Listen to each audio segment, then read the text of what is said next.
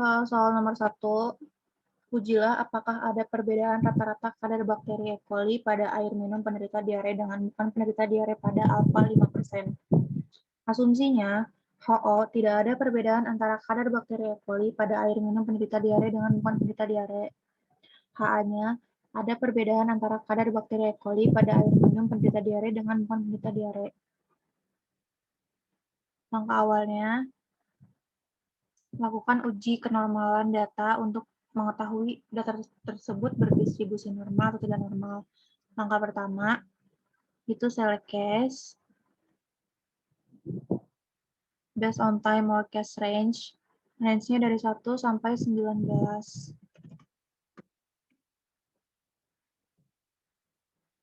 Oke.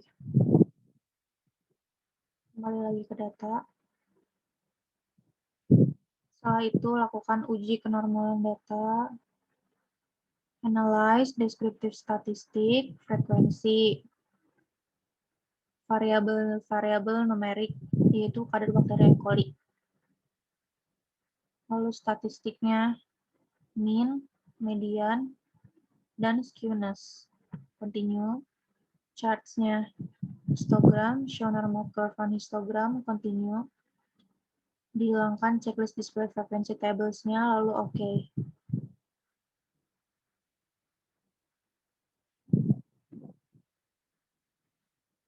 Nah, syarat untuk membuktikan kalau itu datanya berdistribusi normal atau tidak. Yang pertama itu dilihat dari skewness dibagi standard error of skewness, yaitu 1,504 dibagi 0,524. Kalau hasilnya lebih dari 2, berarti datanya tidak berdistribusi normal. Sedangkan kalau kurang dari 2, berarti data berdistribusi normal. Skewness dibagi standard error of skewness, ini hasilnya kurang lebih 2,8. Jadi, dari sini data berdistribusi tidak normal. Lalu dilihat dari histogram, dia tuh skew to the right. Jadi lebih banyak di kiri. Berarti tandanya data berdistribusi tidak normal. Karena data berdistribusi tidak normal dan juga sampel tidak dipengaruhi sampel lain atau independen, berarti uji yang digunakan adalah uji beda dua sampel independen non-parametrik. Kembali ke data. Langkah untuk mencari uji beda dua sampel independen adalah analyze, non-parametric test, lalu independent sample. Fields. Test fields-nya diisi numerik, berarti kadar bakteri E. coli. Untuk groups diisi keterangan sakit. Groups. Lalu run.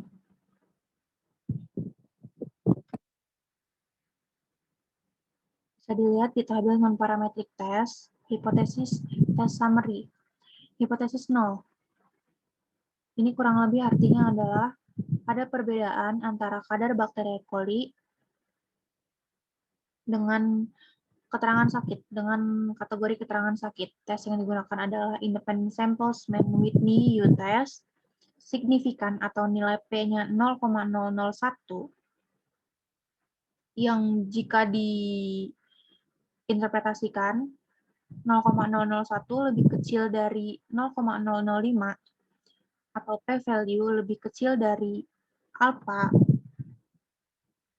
itu tandanya HO ditolak. Bisa dilihat di keputusannya, ini reject the null hypothesis atau hipotesis 0 ditolak. Jadi kesimpulannya, HO, jadi keputusan ujinya adalah HO, tidak ada perbedaan antara kadar bakteri E. coli pada air minum penderita diare dengan bukan penderita diare. Maaf.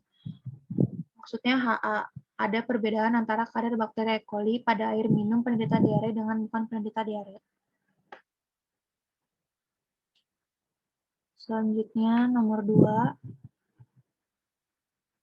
Soal nomor 2, ujilah apakah pemakaian kontrasepsi oral dapat meningkatkan tekanan darah pada alfa 5%. Select terlebih dahulu 1 sampai 8. 1 sampai 8.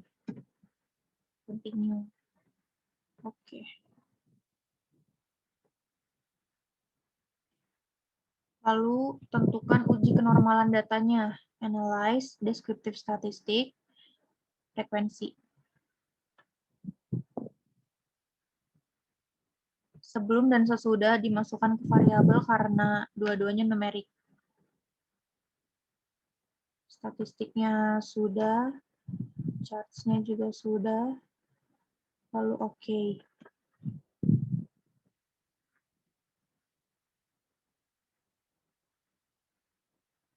Dilihat dari skewness dibagi standar error of skewness 0,503 dibagi 0,752 hasilnya kurang dari 2. Itu tandanya data berdistribusi normal karena kurang dari 2. Lalu untuk yang darah sesudah 0,432 dibagi 0,752. Itu kurang dari 2, tandanya data juga berdistribusi normal. Dilihat dari histogramnya, tidak condong ke kiri atau condong ke kanan. Kanan kiri sama rata, dua-duanya. Jadi data berdistribusi normal. Karena data berdistribusi normal dan ada sampel yang mempengaruhi, jadi menggunakan uji beda dua sampel dependen. Untuk langkah-langkahnya, analyze, lalu compare means, paired sample t-test, tekanan darah sebelum di variabel 1, tekanan darah sesudah di variabel 2, lalu oke. Rata-rata tekanan darah sebelum itu 112,88 dan rata-rata tekanan darah sesudah mengonsumsi kontrasepsi oral itu 118,00. Nilai p-value bisa dilihat di significant to tailed atau 0,019. Tadi itu asumsinya kan HO tidak ada hubungan antara pemakaian kontrasepsi oral dan tekanan darah pada wanita. HA-nya ada hubungan antara pemakaian kontrasepsi oral dan tekanan darah pada wanita.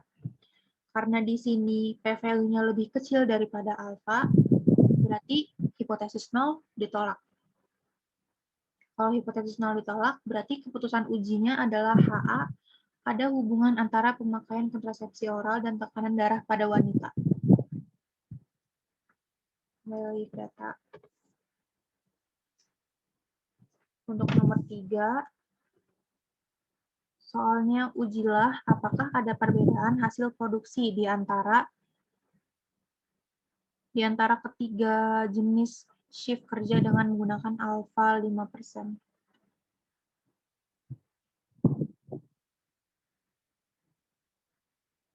Asumsinya HO tidak ada perbedaan hasil produksi di antara ketiga jenis shift kerja, dan HA ada perbedaan hasil produksi di antara ketiga jenis shift kerja. Select terlebih dahulu.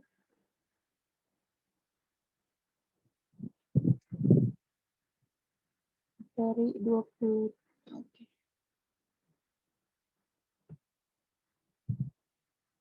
1 sampai 22.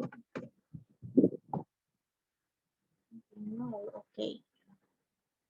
Kembali ke data.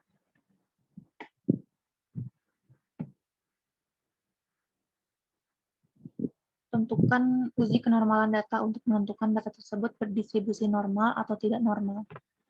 Analyze, descriptive statistik, frekuensi.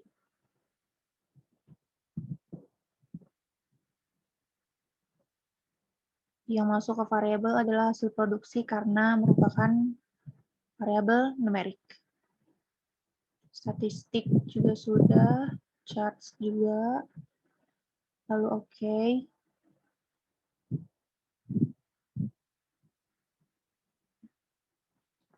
Bisa dilihat di tabel statistik. Ini skewness dibagi standard error of skewness 0,063 dibagi 0,491. Itu hasilnya kurang dari 2. Berarti data berdistribusi normal. Lalu untuk histogram, tidak landai ke kiri atau ke kanan, dan sama besar. Tandanya data juga berdistribusi normal. Data berdistribusi normal serta kategorinya ada 3, berarti masuk ke uji ANOVA. Statistik, parametrik.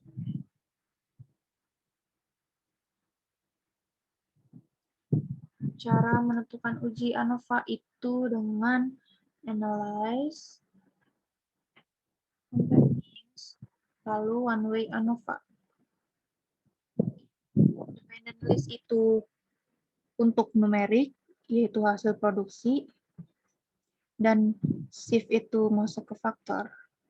Lalu post hoc. Pilih Bonferroni. Karena ada 3 kategori. Lalu continue. Dan oke.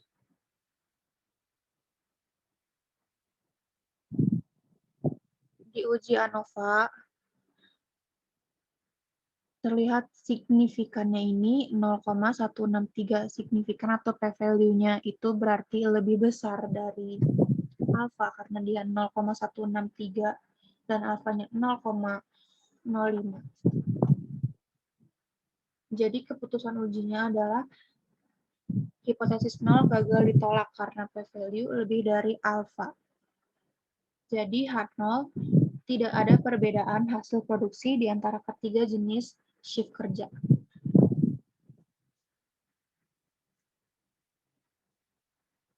Nomor 4.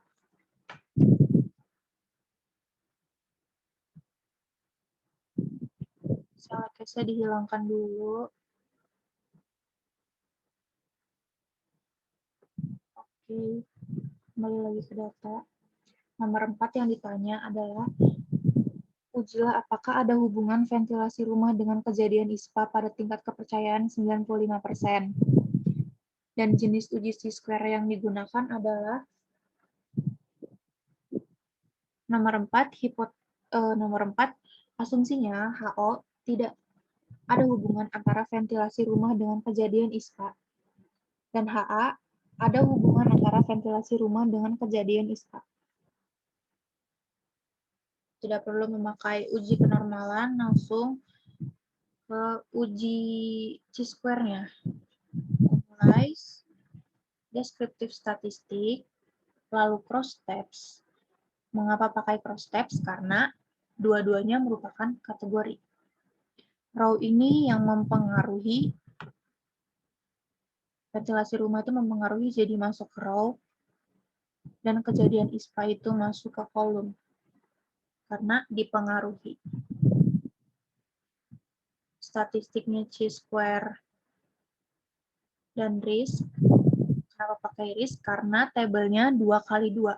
Kecuali lebih dari 2, tidak usah pakai risk. Lalu cell. Observe, expected, kolom. Kenapa persentasenya pakai kolom? Karena TBC termasuk data yang menggunakan metode case control. Lalu, oke. Nah,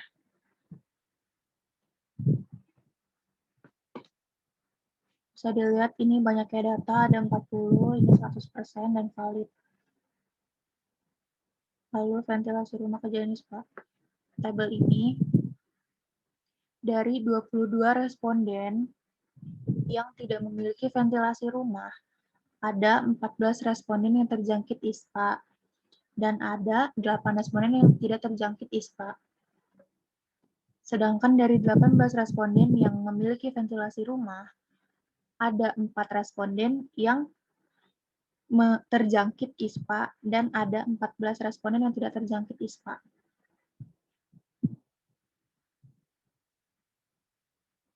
Untuk chi-square test, karena dia table 2x2, maka yang dilihat adalah continuity correction. Lebih tepatnya di asymptotic significance to site. Atau ini bisa disebut nilai p-value. Null cell. Kalau null cell, itu yang dilihat continuity correction. Kalau satu sel itu Fisher exact test.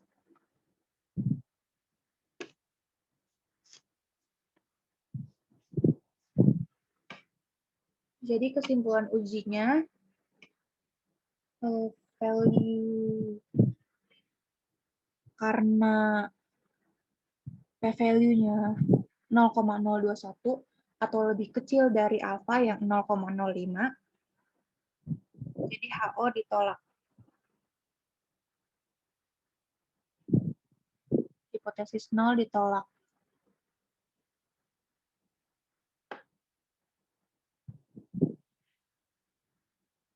Berarti menggunakan HA itu ada hubungan antara ventilasi rumah dengan kejadian ISPA. Lalu untuk yang risk estimate, berarti rumah yang tidak memiliki ventilasi 6,1% lebih beresiko terjangkit ISPA dibanding rumah yang memiliki ventilasi. Untuk melihat persentase di sini, di odds ratio.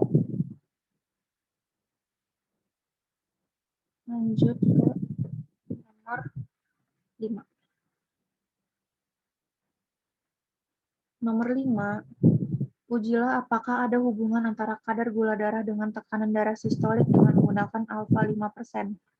Tentukan nilai R, tentukan nilai R kuadrat, dan persamaan garis regresi linear sederhana.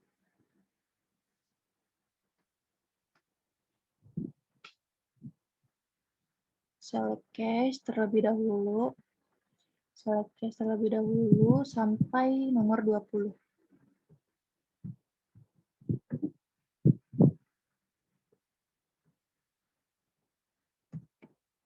Continue.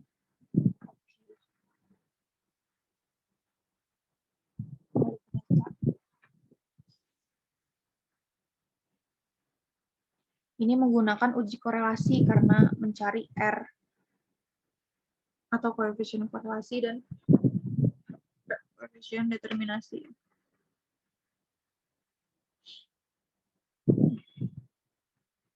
Langkahnya itu analyze, correlate, dan bivariate. Variabelnya itu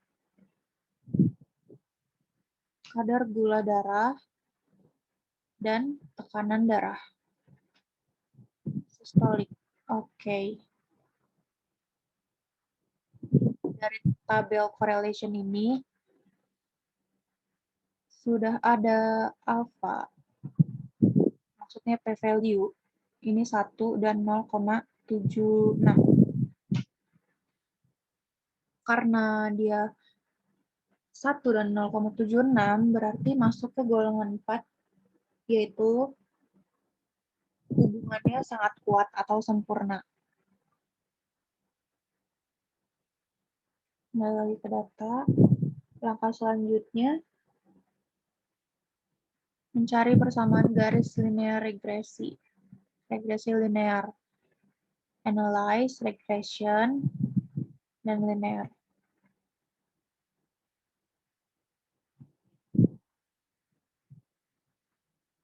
Dependennya itu tekanan darah sistolik, independennya kadar gula darah.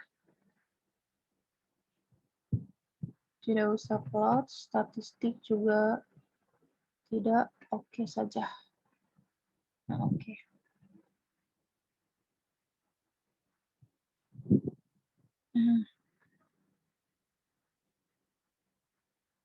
Ini karena rumus persamaan garis regresi linear itu Y sama dengan A ditambah Bx, atau bisa dijabarkan Y itu dependen, A itu konstan, nilai konstan, B itu nilai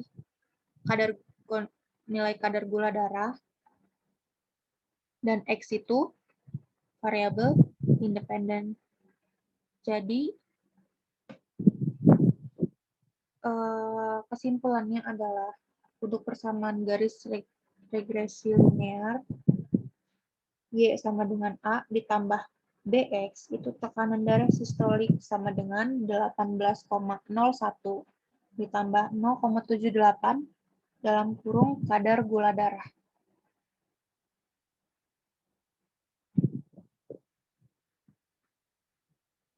Untuk R kuadratnya 0,578 dan ini R-nya 0,76.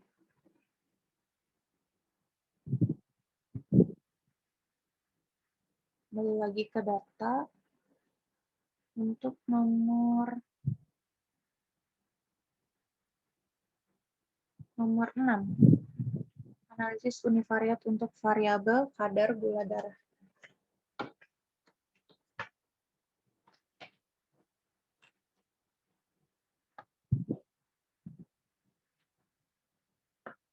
C.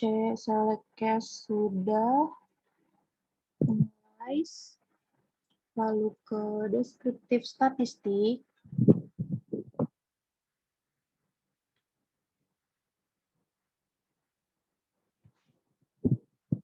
Frekuensi.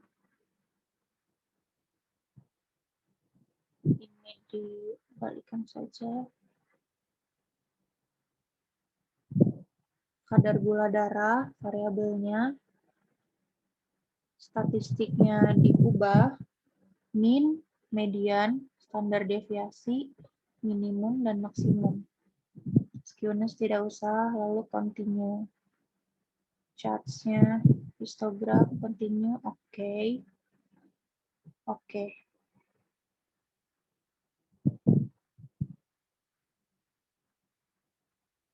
Ini langkah pertama kadar gula darah untuk mencari min. Lalu jika sudah, ini minnya 152,85 bisa dibuatkan jadi 153. Jika sudah ada minnya 153, kembali ke data lagi, lalu buat variabel baru untuk kategori kadar gula darah. Dari transform, record into different variables, lalu ke kadar gula darah, namanya gula darah 1, labelnya kategori kadar gula darah,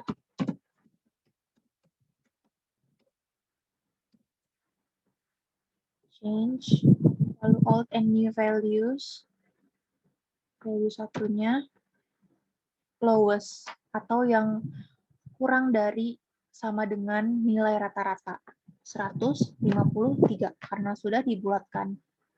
Lalu value yang kedua highest, tandanya lebih dari nilai rata-rata, yaitu 154. Lalu continue. Lalu oke. Kembali lagi ke data, masuk ke variable view, ubah desimalnya, lalu isi value-nya 1, labelnya kurang dari sama dengan nilai rata-rata. Yang kedua, lebih dari nilai rata-rata. Lalu oke. Bisa dilihat sudah kategori. Lalu untuk mengetahui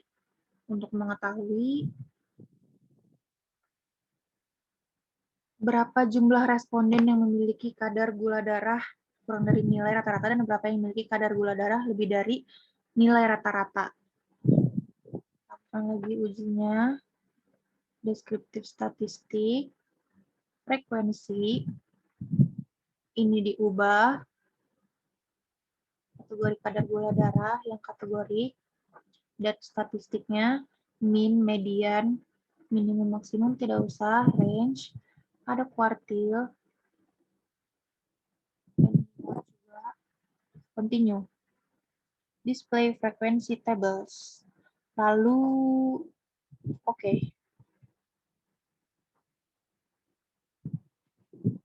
Nah, bisa dilihat ini ada frekuensi atau banyaknya responden. Jadi banyaknya responden yang kadar gula darahnya kurang dari sama dengan nilai rata-rata ada 9 responden. Sedangkan banyaknya responden yang memiliki kadar gula darah di atas nilai rata-rata ada 11 responden. Yang 9 responden persentasenya 45%, yang di atas yang 11 responden 55%.